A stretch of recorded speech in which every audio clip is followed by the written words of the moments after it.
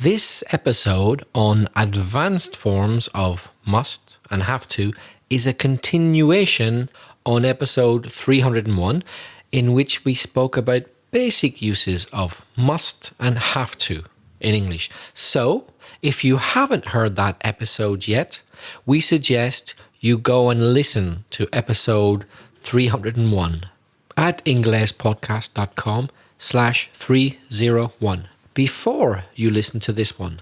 Welcome to Aprender Inglés con Reza y Craig.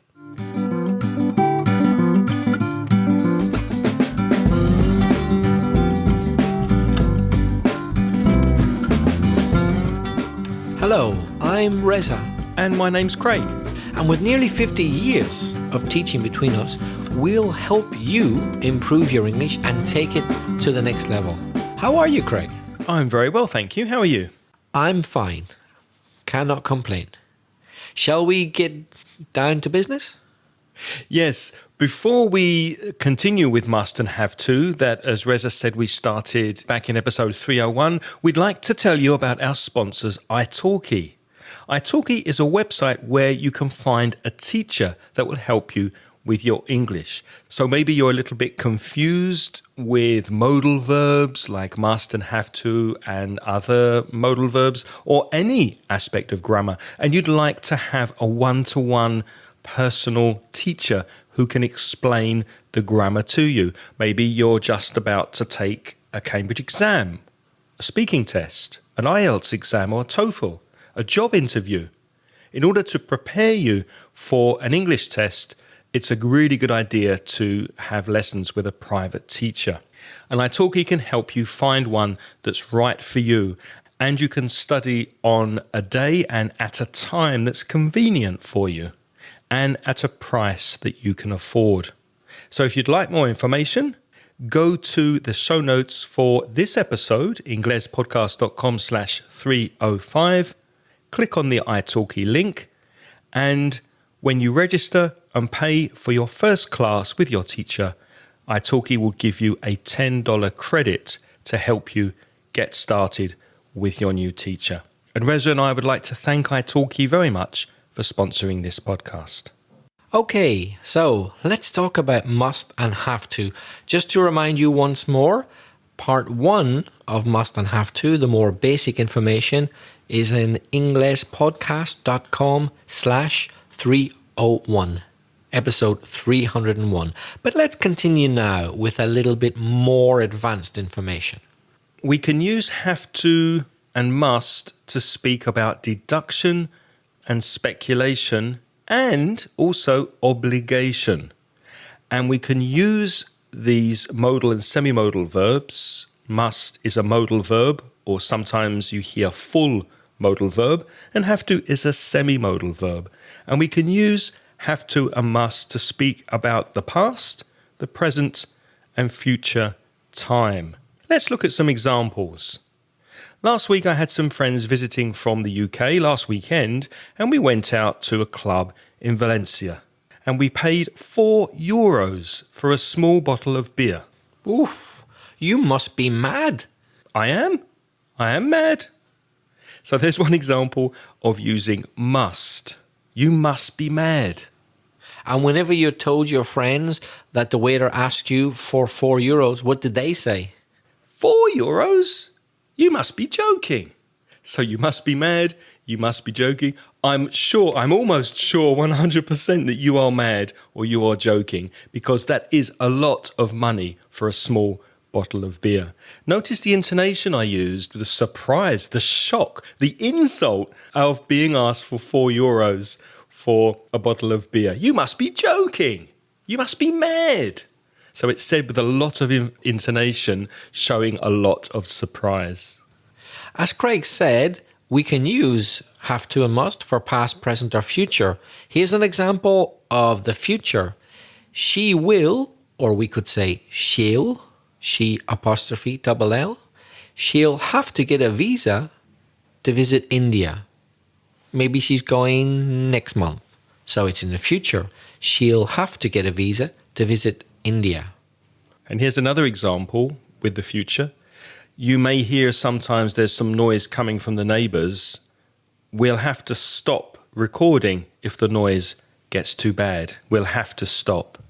So that's a future reference for something that we will have the obligation to do in the future. We'll have to stop if it gets too noisy. Here's an example from the past. When Craig says, "Do you want to join me and do some podcasts?" I said, "Oh, do you think people will really want to listen to us?" I didn't think so, but I discovered very soon that he was right.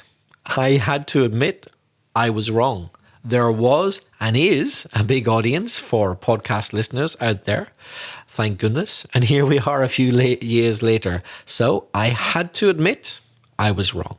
It was a good idea of Craig's. Thankfully. So far, we've had examples which are positive. It could be negative as well, of course. We could say in the past, we didn't have to ask for special permission to use our mobiles in that museum. You know how in some museums they say, "Oh, don't use your mobiles for pictures unless you have special permission"? Well, I went to one a few weeks ago and we didn't have to ask for special permission. I mentioned that some friends came to visit last weekend and we went out for some beers and some food. And we were sitting at a table and we were drinking beer and suddenly the waiter brought a bottle of wine. And we didn't order wine. So I said to the waiter, "I'm sorry, there must be some mistake. We didn't order wine." There's another example of must. There must be some mistake. Imagine you're in a shop looking at ceramics. So you're looking and a cup in your hand falls. And I say to you, "Ooh, you're going to have to pay for that cup you broke in the shop. They're going to make you pay the money. You're going to have to pay." So there's a future going to have to pay. So that's using going to with the future for obligation. Obligation, yeah. I've got another example which is perfectly true. When Reza comes to record after podcasting, we have a nice lunch together and we usually cook here in my flat. But unfortunately, my oven is broken. So Reza, I'm very sorry. Today, we're going to have to eat in a restaurant. I could also use will, couldn't I, for the future there? I could say, we'll have to eat in a restaurant because my oven's not working. As you can imagine, I've made many mistakes in my life. No, can it be true? It is true. So from the past up to now, probably in the future as well, but from the past up to now, let's concentrate on that. I've had to apologize, to say sorry. I've had to apologize many times in my life. But why did you use the present perfect there? Why not past simple? Why not I had to? Because I'm talking about from the past up to now. So connecting the past and the present, that's present perfect. So we can even have a present perfect with this obligation. I've had to apologize many times in my life. Yeah, me too. Although thinking most of the times I've had to apologize has been to my partners I've had in the past. It's mostly to women I've apologized to. I've had to apologize to many women in my life. Craig, I think we've already recorded 3 podcasts. Is that right? Yes. Oh, it must be coffee time. It must be time for tea and biscuits and coffee. Definitely. It must be coffee time, I'm sure. That isn't an obligation. We don't have to drink coffee, although we do really enjoy it. And that is a deduction. If we've recorded 3, it must be coffee time then, because after 3, we know we're getting tired. So that's our deduction. It must be time for coffee. We can't go on. And as we mentioned when we spoke about the basic uses of must and have to in episode 301, the pronunciation of must be, you don't really pronounce the T. So it's must be, not must be. Must be. Oh, it must be 3 o'clock, or it must be time for coffee. Also in episode 301, we spoke about perhaps a slight difference between must and have to. It's best if you go back to episode 301 and check that out for yourself. but they're more or less the same use, but there is a slight difference. Go back to inglespodcast.com/301 and check out what the little difference is between must and have to.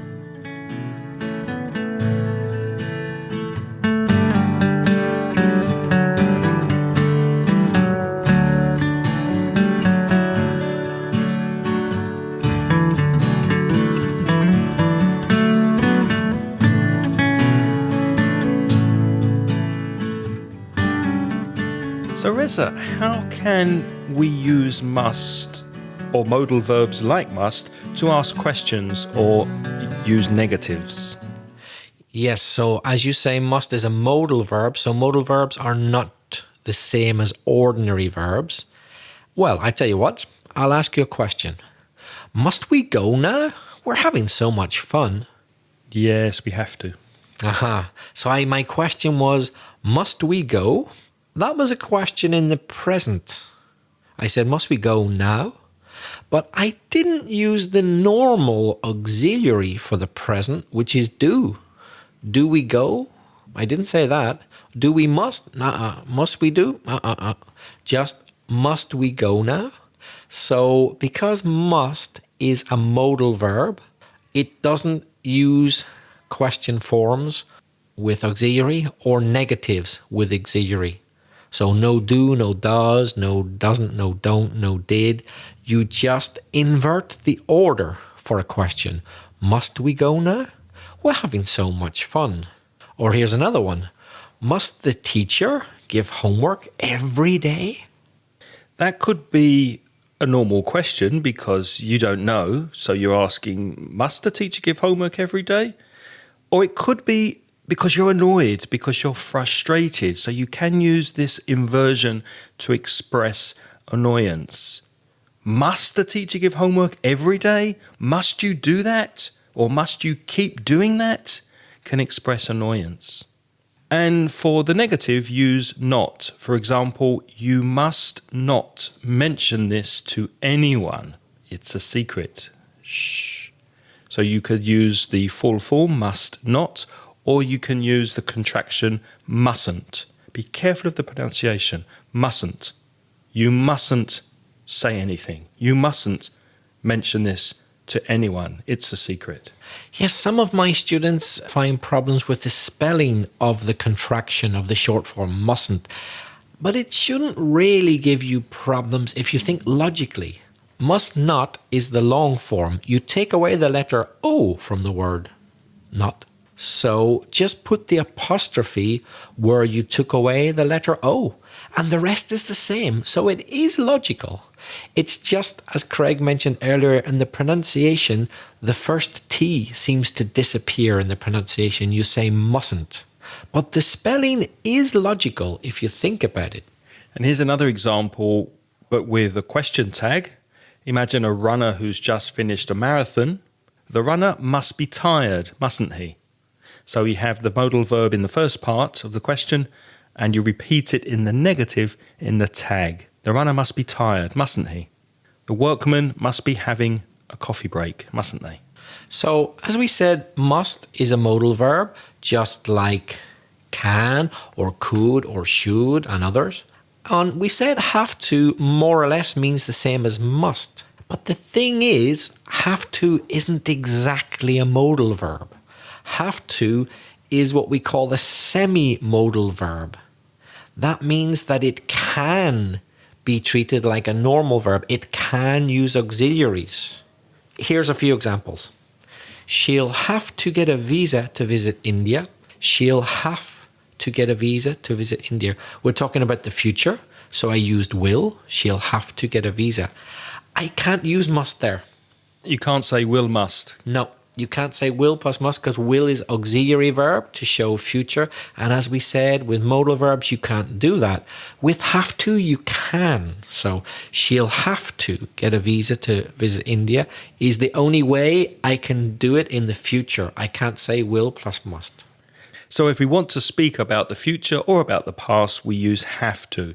Here's an example using have to for the past. We didn't have to ask for special permission to use our mobile phones in that museum. We didn't have to. And for a question, Reza, did you have to do a lot of writing corrections last weekend with your students? I did. As always, I did. And will you have to do many before Easter? I will, I'm afraid. I will. So because we're using modals, did, will, etc., we have to use have to. You must use have to. You can't use must with the auxiliaries do, did, will, etc. So we already used a few examples. I've had to apologize many times in my life. And another one, every time I make a joke about Mickey Mouse, Craig always says, did you really have to do that? Did you have to mention Mickey? Yeah. Did you really have to? So in the past, did you really have to? The word really is very common with have to. Did you really have to do that? It shows annoyance. Was it necessary? Could you not just have avoided it? So you can use auxiliaries with have to, but you can't with must. For the sake of variety, let's put in a conditional, just to show you that any type of auxiliary is possible with have to. I could say, wouldn't you have to sign a form to collect the driving license? Imagine my friend is going to collect a driving license for his brother. Well, they're not going to just give it to him. He'll probably have to sign a special form. So I say, wouldn't you have to? Wouldn't you have to sign a form to collect the driving license? I can't say wouldn't plus must because you can't use auxiliaries with must. Have you got a Spanish driving license? I do, actually. Did you have to do a Spanish test, a theory test? Yes, I did. And let me tell you, it was hard. The theory test in Spain is hard. But you have to do it. You have to do it. Yeah. And you have to pass a practical and a theory test within a certain length of time. You can't do it 2 years later, then you have to start from the beginning or something like that. You have to do it within a specified period. I didn't have to. To do a theory? No. Where did you do your test? In the UK. That's right, yeah. But you do now in the UK. Mm-hmm. But when you did your test, there was no theory part. But now there is. When I did my test, there were no cars. They were pulling the carts with horses. When we speak about probability, when we speak about deduction, when we speak about obligation in the past, we can use must and the perfect infinitive without to. So have plus past participle. Remember, these notes are in the show notes. If you're having problems following the grammar bits, just go to inglespodcast.com/305 and you can read the notes that we've written about this grammar. So the perfect infinitive without to, have plus the past participle. For example, Reza, what? He must have arrived early.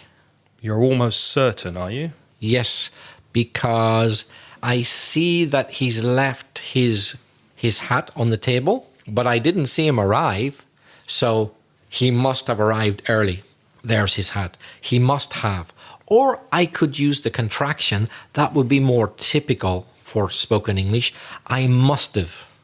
M-U-S-T apostrophe V-E. He must have arrived early. You teach on Saturday morning in the school in the British Council, but you don't get there as early as I do. I'm usually one of the first teachers there at 7:45 in the morning. And when I arrive, I see a bag in the teacher's room. Guess whose bag it is? Guess who gets there before we do? Before you at 7:45? Yep. Every week. Mark. Yeah. So I see a bag and I say, oh, Mark must have arrived early because he's here before me because I'm there an hour before. He must have arrived really early. So there's an example of must have, putting the deduction in the past. Here's another example. I've missed my bus. Look at the time. Oh, I must have fallen asleep. I'm deducing that that's what's happened. You sloth. Yeah. I must have fallen asleep. So we got must plus have or apostrophe, V-E, and the past participle. Why not say I must fall asleep? Well, no, that doesn't make sense because it's already happened. Now I'm awake. I'm awake now. But look at the time. I've missed my bus. The bus is gone. So I must have fallen. I must have fallen asleep. It's obligatory to put the perfect infinitive, that's have plus the past participle, to show that this action, fall asleep, happened in the past. If I say I must fall asleep, that doesn't make sense. Yeah, I must have fallen asleep in the past. Not now. Now I'm awake. So to put that modal verb must in the past, use the perfect have. Not only with must, but with any full modal verb. Here's another example. Must Peter have taken my coat by mistake? He's gone, but his coat's still here. Notice also that it's the perfect have because it doesn't change to the third person has. It's always have. So it's have for him, for he, for she, for it. It's always have. It doesn't change. And that was a question. Must Peter have taken? So for a question, as we said earlier, we just invert the order. We don't add any extra auxiliaries. Just must Peter have taken. Another example, why hasn't Sally arrived yet? She mustn't have seen my WhatsApp message. So there's the question, why hasn't she arrived yet? Obviously, she hasn't seen my WhatsApp message. She mustn't have seen my WhatsApp message.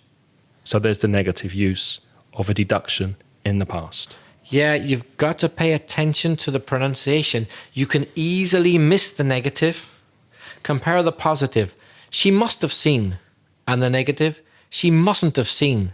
You've got to pay attention to get that negative.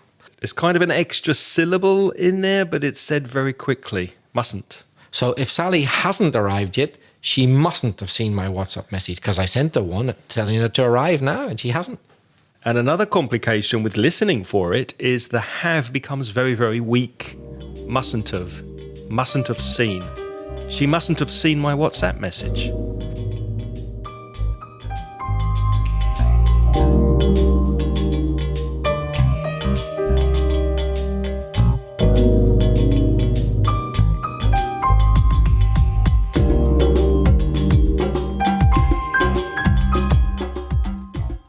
Here's another example of a negative using the perfect infinitive.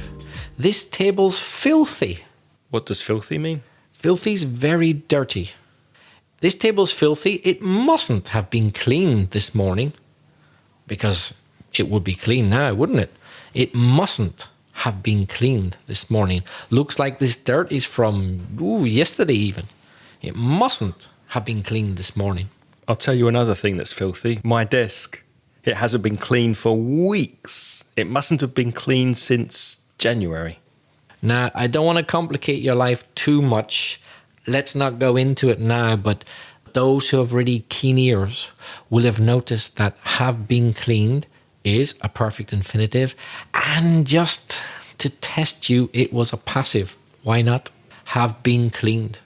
So we said that the past or perfect infinitive uses have plus the past participle. Yeah, if it's active, but it could be passive. Could be passive, which if have plus the past participle of be, which is been, cleaned.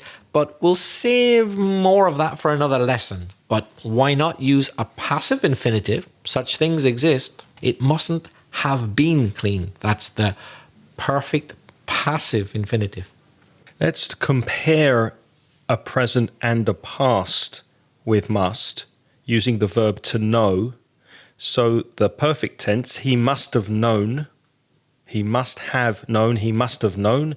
And in the present, he must know. He must know now. I'm sure he knows. And in the past, he must have known. Can you think of another example? Yeah. What about this? They must be on the plane now. Well, that's present. We got the word now. Must be. And they must have been on the plane yesterday. Oh, it must be past because yesterday. Must have been. They must have been on the plane yesterday. And we can also use this form with the continuous. So it's the continuous infinitive without to. In other words, be, the verb to be, plus verb plus ing. And this shows or indicates that there's an action in progress. For example, Oh, what's that noise? I can hear the TV next door. The neighbour must be watching TV at the moment. So it's something that's happening now.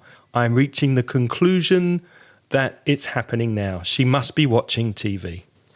It could be a negative, of course. Why not? Here's a negative example.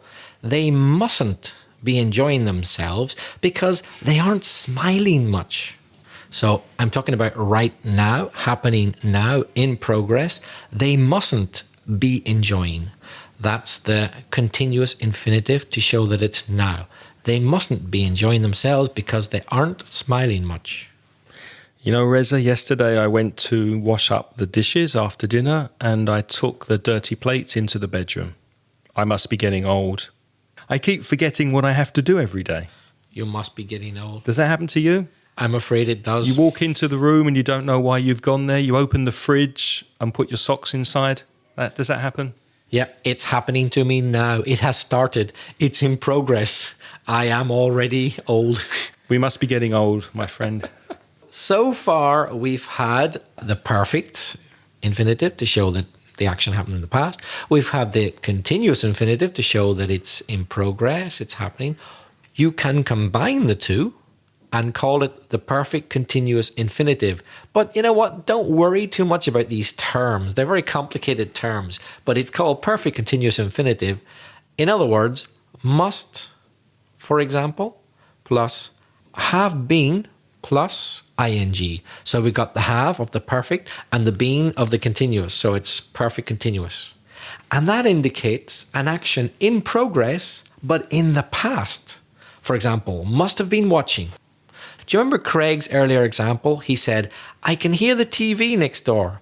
The neighbour must be watching TV at the moment. What if that was in the past? Then it would be, I could, past of can, I could hear the TV next door last night. The neighbour must have been watching TV then. Must have been watching. The perfect continuous. So in progress at that time, in the past, have been watching. And for the negative, just make must, mustn't. So, for example, we were out last night with two friends, Steve and John, and Steve and John were not smiling very much. So I could say about last night, Steve and John mustn't have been enjoying themselves because they weren't smiling much. So that's the negative. A negative in the past with a continuous action. They mustn't have been enjoying themselves. Don't confuse it with the continuous infinitive. This is the perfect continuous infinitive. Because my earlier example was they mustn't be enjoying now. They mustn't be enjoying themselves because they aren't smiling much now. But Craig's referred to the past. They mustn't have been enjoying themselves because they weren't smiling much is the past version of it. And once again, difficult to hear because of the weak forms and the linking. Not they mustn't have been, but they mustn't have been. They mustn't have been. They mustn't have been enjoying themselves. Here's an example with the question form, although I don't think this is quite as common, Reza. Would you say this is not such a quite as common use of must, but you might hear it, you might see it. Must the driver have been texting at the time of the crash? He left a message unfinished. So there was an unfinished text. Must he have been texting at the time of the crash? Here's a negative, the sort of thing that you actually might hear people who are being a bit bitchy say in real life. Bitchy is like criticizing someone behind their back. Oh, you bitch. Imagine a friend has bought a new dress and two other friends are talking to each other. They go, oh, look at that awful dress. She mustn't have been wearing her glasses when she bought it. It's terrible. That's our deduction. She mustn't have been wearing her glasses when she bought it because it looks terrible. Or perhaps she must have been high on drugs, or she must have been drunk when she bought it. She must have been joking. So because I said when she bought it, When she bought it is a specific time in the past. So that's why I'm using the perfect continuous, because I'm talking about an action in progress at a specific time in the past. She mustn't have been wearing her glasses at the time that she bought it, when she bought it.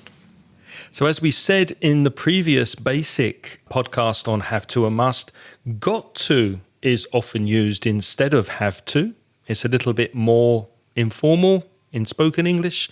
Got to, I've got to go.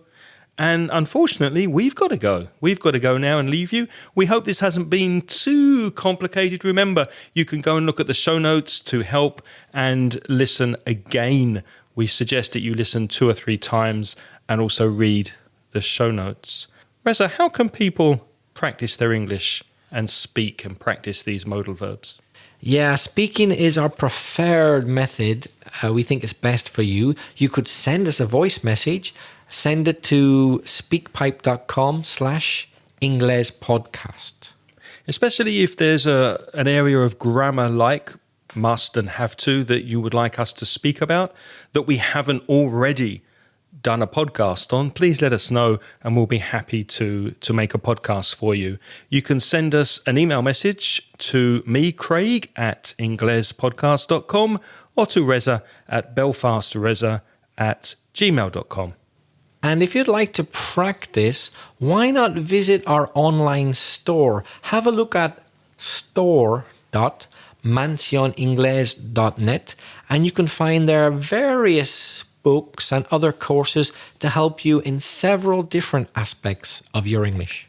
Before we go, we'd like to thank all of you who are helping us by supporting this podcast on Patreon. You can see a full list of all our wonderful contributors over at Patreon, patreon.com/Ingles podcast. A special thank you and hello to our new Patreon supporters who have just joined us this month. They are Roberto Rossi, Mercedes Fernandez, Daniel Alejandro Alisod Pavez, Blas Lopez, Marisa, Manuel Martinez, and Camilo Meza. Thank you very, very much.